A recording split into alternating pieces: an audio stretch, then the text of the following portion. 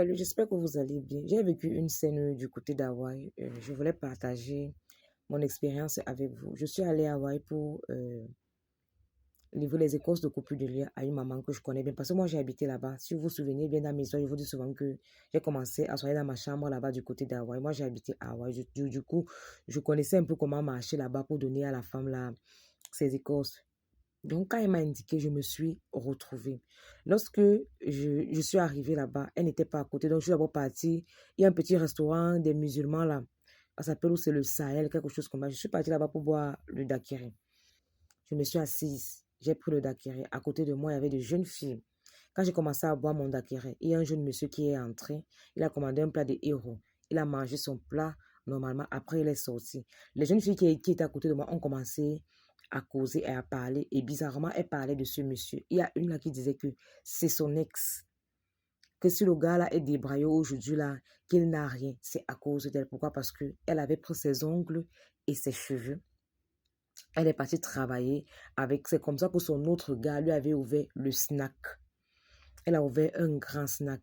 Et après, elle était partie à Dubaï, elle a voyagé. Et après, tout ça est tombé. Quand elle est entrée dans les prières, on lui a demandé de confesser. Elle a confessé. Et maintenant, on lui a demandé de détruire le blocage là. Parce que quand elle avait pris les ongles et les cheveux, la dame l'avait fait le rituel. La dame lui a demandé de partir enterrer quelque part. On lui a dit qu'il faut qu'elle libère l'enfant d'autrui.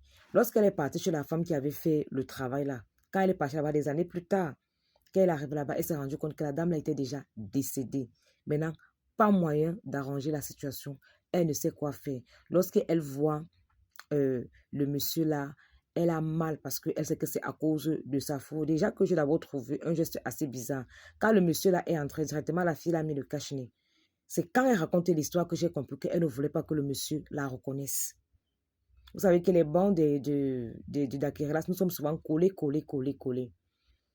Après, l'histoire m'a tellement fait mal, ça m'a touché. J'ai dit que, mais comment quelqu'un peut détruire la vie de l'autre comme ça, là, juste pour des biens éphémères? Ça m'a touché, je suis sortie. Je vous assure, je vous dis que c'est le bon sens qui m'a guidée. Je ne suis pas très physionomiste. Je suis sortie là, je pas, vous savez qu'au niveau du carrefour à Hawaï, là, il faut marcher un peu pour prendre le taxi. Depuis qu'il y avait eu le grave accident là, il faut marcher un peu pour prendre le taxi pour partir du côté des Koumdoum. Voilà. Quand je suis en train de descendre, je croise le monsieur là. Mon cœur commence à battre. Que dis-lui la vérité, dis-lui, dis-lui, dis-lui, dis-lui. Dieu t'a passé son chemin pour que tu l'aides. Je vois le monsieur, je prends mon courage, je dis, monsieur, est-ce que je peux vous parler? Il me dit, oui, madame, est-ce qu'il y a un souci, machin, machin. Je dis que non, monsieur, je vous ai aperçu là au restaurant, vous avez pris un plat de héros. Je ne sais pas si vous vous souvenez, vous étiez assis à côté de moi. Le monsieur dit, ah, d'accord, il n'y a pas de souci. C'est vrai que, bon, je n'ai pas remarqué la personne, mais c'est vrai que j'ai mangé il n'y a pas longtemps dans le restaurant. Là, j'ai pris un plat de héros. Je lui dis que, voilà, j'aimerais vous dire ceci, monsieur. Je ne sais pas ce qui s'est passé dans le passé, dans votre vie, mais j'aimerais vous dire que ce que vous vivez là, actuellement là, les moments difficiles par lesquels vous êtes en train de passer là, ce n'est pas de votre faute. Arrêtez de chercher. Vous avez été attaché. On a utilisé vos ongles et vos cheveux. C'est enterré quelque part. Cherchez un initié qui va vous libérer. Il manquait un peu, le monsieur l'a pleuré.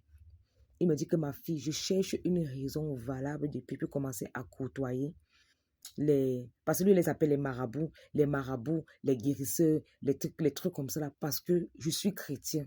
Depuis là, mes principes ne me permettent pas d'aborder ce sujet. Mais parfois, même lorsqu'on me fait des prières, on me dit que j'ai été bloquée, qu'on a pris mes ongles, on a pris mes poils, on a pris mes vêtements. Je me dis toujours, j'attends le moment de Dieu et tout le reste là. Il me dit que ma fille, petite sœur, tu es comme un ange dans ma vie.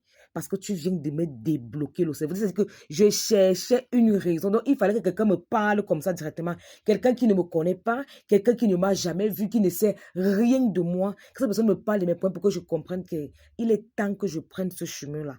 Tant que je ne pars pas pour tuer ou pour faire du mal, tant que c'est pour ma délivrance, tant que c'est pour mon élévation là, sans faire du mal à quelqu'un là, je ne fais pas de mal. Je lui ai dit que monsieur, je suis là pour vous dire que cherchez à vous soigner. On a bloqué votre progrès. Vous êtes quelqu'un, je ne sais pas, vous avez souvent un peu d'argent. Qu'est-ce qui se passe? Vous ne voyez pas que c'est un peu bizarre? Vous quittez de quelqu'un qui voyageait, qui faisait les lignes de Dubaï, de la Turquie, qui vendait les vêtements à un motoman, à ceci, cela. Vous n'arrivez même plus à subvenir aux besoins de vos enfants. C'est-à-dire que le monsieur là m'a dit, ma chérie, est-ce que je peux prendre ton numéro? Je lui ai dit que non. Ce n'est pas moi qui vais te soigner, mais je suis là pour te faire comprendre ta situation. Il m'a dit quand même, est-ce que je peux prendre ton numéro et tout et tout. Je lui ai dit d'accord, il n'y a pas de souci. Je sais que d'ici peu, il va aussi voir les vidéos sur TikTok, tout ça. Mais je lui ai dit que c'est pas moi qui vais te soigner. Je suis juste là pour te mettre sur le chemin. Cherche ta vie. Tout ce que tu es en train de faire là, tant qu'on ne déterre pas le blocage là, tant qu'on ne détruit pas ça, ça ne va pas donner. Mais je dis encore, la fille qui a fait le blocage là, quand on va déterrer ça, le retour que la fille là va gérer, elle va devenir plus misérable même qu'avant qu'elle ne fasse le rituel là. Faites très attention.